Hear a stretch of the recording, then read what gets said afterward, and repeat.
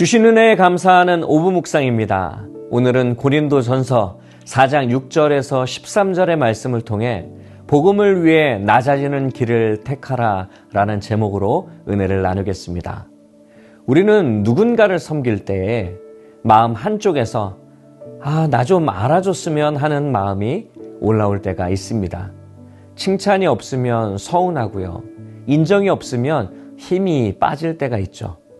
그런데 복음은 늘 우리를 한 자리로 부르고 있습니다. 낮아지는 자리입니다. 오늘 바울은 고린도 교회가 높아지려는 마음을 내려놓고 복음을 위해 기꺼이 낮아지는 길을 선택하라고 권면하고 있습니다. 내용 관찰 첫 번째 질문입니다. 바울은 고린도 교회 성도들에게 무엇을 권면합니까? 6절에 보시면 바울은 기록한 말씀 밖으로 넘어가지 말라라고 권면합니다. 이 말은 성경 지식의 범위를 말하는 것이 아니에요. 고린도 교회는 사람을 기준으로 나뉘어졌습니다. 나는 바울에게, 나는 아볼로에게, 그 결과 교회 안에 비교와 자랑과 경쟁이 생겼죠. 바울은 그 뿌리를 끊는 거예요. 기준을 사람에게 두지 말고 말씀에 두라는 것입니다. 또 바울은 서로 대적하여 교만한 마음을 가지지 말라고 말합니다. 교만은 대놓고 높아지는 것이 아니라 남을 깎아내리며 자신을 세우는 방식으로 나타납니다. 바울은 사람의 마음의 중심을 정확히 건드리고 있습니다. 복음 공동체는 능력을 경쟁하는 곳이 아니잖아요. 은혜를 나누는 거룩한 성전입니다. 그러므로 교회의 성도는 누가 더 높으냐가 아니라 누가 더 주님을 닮았느냐를 기준으로 살아야 합니다. 두 번째 질문입니다. 바울은 자신과 다른 사도들이 세상에서 어떤 대우를 받는다고 말합니까? 바울은 사도들이 세상과 천사와 사람에게 구경거리가 되었다라고 말합니다. 여기서 구경거리는 단순히 주목을 받는다는 뜻이 아닙니다.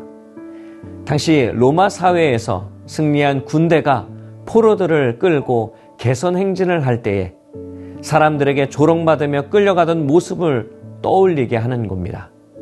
사도들은 세상에서 환영받는 스타가 아니죠. 성도들도 그렇습니다.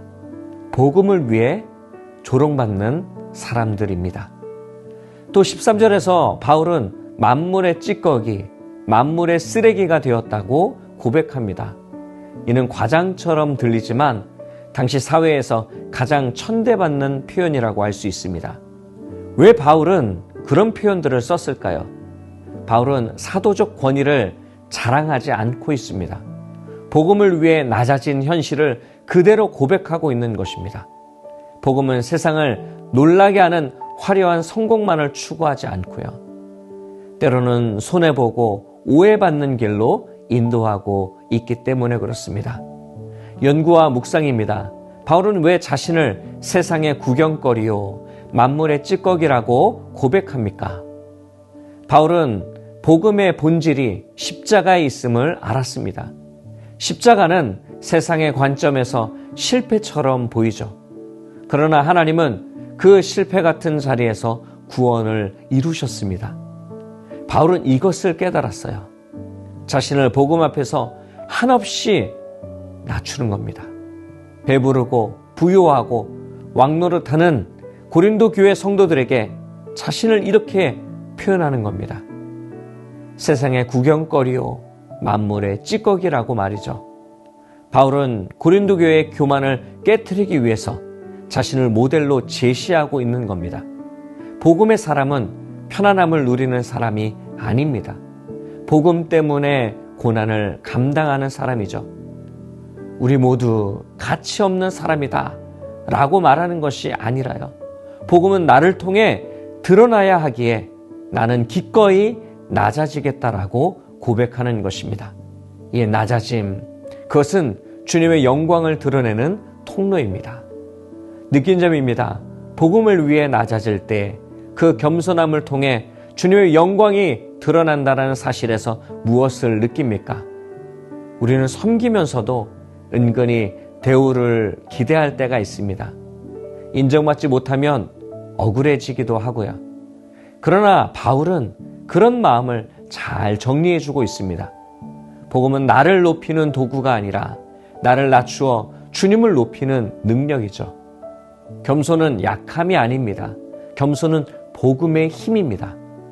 왜냐하면 겸손한 사람에게는 자기 욕심이 적어지고 그 자리에 주님의 영광이 드러나기 때문입니다.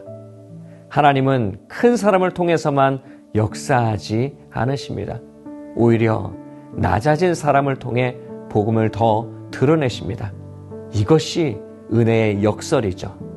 결단과 적용입니다. 복음을 위해 낮아지기보다 인정받고 높아지려는 마음으로 섬긴 적은 언제입니까? 오늘 복음을 위해 나를 낮추고 주님의 영광을 드러내는 일꾼으로 살기 위해 무엇을 실천하겠습니까? 섬김의 자리에서 가장 자주 올라오는 마음은 교만이 아니라 인정 욕구입니다. 내가 이렇게 했는데 왜 몰라주지? 이 마음이 올라오는 순간 섬김은 기쁨이 아니라 거래가 될 겁니다. 오늘 우리는 그 마음을 말씀 앞에서 내려놓기를 원합니다. 누군가를 섬길 때 알아주길 바라는 마음이 올라오면 오늘 말씀을 기억해야 합니다. 나는 주님을 기쁘시게 하는 사람이다.